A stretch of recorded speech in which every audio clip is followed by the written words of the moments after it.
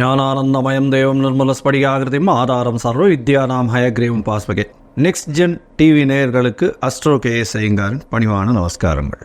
வார பலன் 18/3/2024 24/3/2024 வரை உண்டான வாரத்திற்கு மேஷம் முதல் மீனம் வரை என்னென்ன பலன்கள்னு பார்ப்போம். முதல்ல இந்த வாரத்தினுடைய கோல்சாரம் என்ன அப்படின்றத பார்ப்போம். அதற்கு பிறகு இந்த வாரத்தில் வரக்கூடிய விசேஷ நாட்கள் என்ன அப்படின்றத பார்ப்போம். இந்த வாரத்தில் எந்தெந்த ராசிக்காரர்களுக்கு சந்திராஷ்டமம் அப்படின்றத பார்ப்போம்.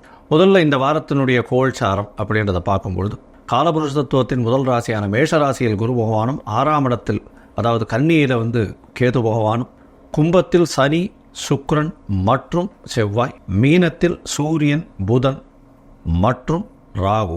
இது இந்த வாரத்தினுடைய கோல்சாரம். அதிவேகமாக செல்லக்கூடிய கிரகமான சந்திர பகவான் இந்த வாரத்தில் திருவாதிரை நட்சத்திரம் மிதுன ராசியிலிருந்து இந்த வாரத்தில் பார்த்தேடையானால் உத்தர நட்சத்திரம் கன்னியா ராசி வரலும் போகிறார். இதன் மூலியமாக பார்த்தேடையானால் இந்த 4 ராசிகளுக்கு போகிறார். அதாவது மிதுனம், கடகம், சிம்மம், கன்னி 4 ராசிகளுக்கு போகிறார். இந்த வாரத்தில் பார்த்தேடையானால் வரக்கூடிய விசேஷ நாட்கள் அப்படின்னு பார்க்கும்பொழுது 20ஆம் தேதி ஏகாதசி, அதாவது ஸ்மார்த்த ஏகாதசின்னு போட்டிருக்கோம். வைஷ்ணவ ஏகாதசி 21ஆம் தேதி. ஏன்னா ஏகாதசி 20ஆம் தேதி கார்த்தால பார்த்தோம்னா தசமி ஒரு நாழிகை அது மாதிரி இருக்குது. அதனால் ஏகாதசின்றதுனால வைஷ்ணவ ஏகாதசியில் தசமி கலக்கக்கூடாது. அதனால் வைஷ்ணவ ஏகாதசி அடுத்த நாள் வரும். 21ஆம் தேதி திரிதினஸ்பிருக்கு அப்படின்னு போட்டிருக்கோம். அதாவது 3 நாட்களுக்கு ஒரே நட்சத்திரம் ஒரே நட்சத்திரமோ திதியோ யோகமோ வந்ததே ஆனால் அது திரிதினஸ்பிருக்கு அப்படின்னு சொல்லக்கூடியது. இந்த நாட்களில் நல்ல விஷயங்கள் பண்ண மாட்டார்கள். இந்த வாரத்தில் 24ஆம் தேதி பார்த்தேடையானால் பௌர்ணமி. இது பங்குனி உத்திரம் அப்படின்னு ஒரு பெரிய விசேஷத்தை சொல்லக்கூடியது. பௌர்ணமி யோகம். இந்த பௌர்ணமியில் முருகப்பெருமானுடைய திருமணத்தை சொல்கிறது, சிவபெருமானின் திருமணத்தை சொல்லக்கூடியது, மதுரை மீனாட்சி சுந்தரேஸ்வரர் திருமணத்தை சொல்லக்கூடியது. இந்த பங்குனி உத்திரம் நாள்னு பார்க்கும்பொழுது பௌர்ணமி யோகம் அப்படின்னு சொல்லக்கூடியது. அதனால் மிகப்பெரிய யோகத்தை கொடுக்கக்கூடிய காலகட்டமாக இந்த பௌர்ணமி யோகம் அமைகிறது. இதன் மூலியமாக பார்த்தடையானால் இதில் பிறக்கக்கூடியவர்கள் ஒரு பெரிய வெற்றியை நிச்சயமாக அவர்களுக்கு கிடைக்கும் அப்படின்னு சொல்லக்கூடியது. சரி, இந்த வாரத்தில் எந்தெந்த ராசிக்காரர்களுக்கு சந்திராஷ்டமம் அப்படின்னு பார்த்தோம்னா விருச்சிகம், தனுசு, மகரம், கும்பம் இந்த 4 ராசிக்காரர்களுக்கு சந்திராஷ்டம காலமாக இந்த வாரத்தில் வருது. சந்திராஷ்டமம்னா உங்களுடைய பிறந்த ராசிக்கு 8ஆம் இடத்துல சந்திர பகவான் மறையக்கூடிய காலகட்டமாக இருக்கும். மதிகாரகன் மறைந்து இருக்கக்கூடிய காலகட்டத்தில் தவறான முடிவுகள் எடுக்கக்கூடும். அப்படின்றதுனால புதிய முயற்சிகள் வேண்டாம், வெளியூர் வெளிவாள பிரயாணங்கள் வேண்டாம். ஒருவேளை நீங்கள் செய்ய வேண்டிய கட்டாயத்தில் இருந்தீர்களே ஆனால் சந்திர பகவானுக்கு உண்டான எளிய பரிகாரம் அப்படின்னு சொல்லக்கூடிய அகத்திக்கீரை வாங்கி கொஞ்சம் அருகில் இருக்கக்கூடிய கோசாலையில் பசுமாட்டு குடும்பம் இந்த வாட்டி துவாதசி வேறு வருது. அதனால் அவசியமாக கொடுத்துட்டு வாங்க. உங்களுடைய சந்திராஷ்டமத்தின் தாக்கம் குறையும். வரக்கூடிய பிரச்சனையும் வந்த பிரச்சனைகள் எல்லாமே போகக்கூடிய வாய்ப்புகள் நிச்சயமாக உண்டு. இந்த வாரம் ஒரு ராசியாக மேஷம் முதல் மீனம் வரை எப்படி இருக்குது அப்படின்றத பார்ப்போம். அதுக்கு முன்னாடி என்னுடைய மொபைல் நம்பர் ஸ்க்ராலிங்கில் கீழே போயின்னு இருக்கோம். உங்களுக்கு அஸ்ட்ராலஜிக்கல் கன்சல்ட் தேவைப்பட்டதுன்னா நீங்கள் உங்களுடைய date, time, place of birth, உங்களுடைய நேமு, பேரண்ட்ஸ் நேம் இதை அனுப்பினீங்களே ஆனால் உங்களுடைய ஜாதகத்தை போட்டு சந்தி இருக்கான்னு முதல்ல செக் பண்ணி, அதாவது பாத சந்தி, நட்சத்திர சந்தி, லக்ன சந்தி, ராசி சந்தி இதெல்லாம் இருக்கா அப்படின்றத பார்த்து அதற்கு பிறகு உங்களுடைய ஜாதகத்தை போட்டு உங்களுடைய தசாபுக்தி அந்தரம் சூக்ஷ்மம் அதெல்லாம் போட்டு பார்த்துட்டு இன்றைய கோல்சார பிரகாரம் உங்களுடைய பிரச்சனைகள் என்ன அப்படின்றத அறிஞ்சு கொண்டு அதற்குண்டான எளிய பரிகாரம் என்ன அப்படின்றத சொல்கிறேன். அதற்குண்டான கட்டணமும் என்ன அப்படின்றத என்னுடைய இதில் வாட்ஸ்அப்பில் கொடுறேன். இப்போ மேஷம் முதல் மீனம் வரை 18/3/2024 முதல் 24/3/2024 வரை உண்டான வாரத்திற்கு என்னென்ன பலன்னு பார்ப்போம். மிதுனம், மிருகசீரிஷம், திருவாதிரை, புனர்பூசம் இந்த 3 நட்சத்திரம் 9 பாதங்களை கொண்ட ராசி. ராசியின் அதிபதி அப்படின்னு சொல்லக்கூடிய ஒரு புத பகவான் உங்களுடைய ராசிக்கு 10ஆம் இடத்தில் நீச்சம் பெற்று இருக்கார். அந்த வாரத்தில் புத பகவானோடு சேர்ந்து உங்களுடைய முயற்சி ஸ்தானாதிபதியான சூரிய பகவானும் சேர்ந்திருக்கார். அத்தோடு சேர்ந்து ராகுவும் இருக்கார். இதன் மூலியமாக பார்த்தோன்னா உங்களுடைய முயற்சிகளில் சிறு சிறு தடைகள் வரக்கூடிய வாய்ப்புகள் நிச்சயமாக உண்டு.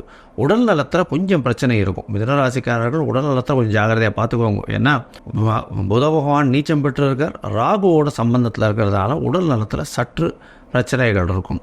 பிபி ஏறக்கூடிய வாய்ப்புகள் நிச்சயமாக உண்டு. மென்டல் ஸ்ட்ரெஸ்ஸு கொஞ்சம் அதிகமாக இருக்கக்கூடிய வாய்ப்புகள் நிச்சயமாக இருக்குது. பணவரவிற்கு பஞ்சம் இருக்காது. ஏன்னா உங்களுடைய ராசிக்கு 11ஆம் இடத்துல குரு பகவான் இருக்கிறதும் அவரே சப்தமாதிபதி அப்படின்றதுனால பார்ட்னர்ஷிப் பிஸ்னஸில் பெரிய ஏற்றம் கிடைக்கக்கூடிய காலகட்டமாக இருக்குது. 10ஆம் அதிபதி 11ஆம் இடத்துல இருக்கிறது மூலியமாக தொழிலில் பெரிய ஏற்றம் இருக்கும். நண்பர்களால் நல்ல ஒரு ஏற்றமான விஷயம் நடக்கும். எதிர்பாலினத்தவர் மூலியமாக புதிய விஷயங்கள் கிடைக்கக்கூடிய வாய்ப்புகள் உண்டு. படிக்கக்கூடிய மாணவர்கள் சற்று கவனம் கொஞ்சம் அதிகமாக இருக்கணும். ஏன்னா 4ஆம் இடத்துல கேது பகவான் இருக்கிறதுனால மென்டல் ஸ்ட்ரெஸ்ஸு, மனசில் கிளேசங்கள் வரக்கூடிய வாய்ப்புகள் நிச்சயமாக உண்டு. உங்களுடைய ராசிக்கு 4ஆம் இடத்துல கேது பகவான் இருக்கிறதன் மூலியமாக தாயின் உடல்நிலையை சற்று கவனமாக இருக்கிறது நல்லது.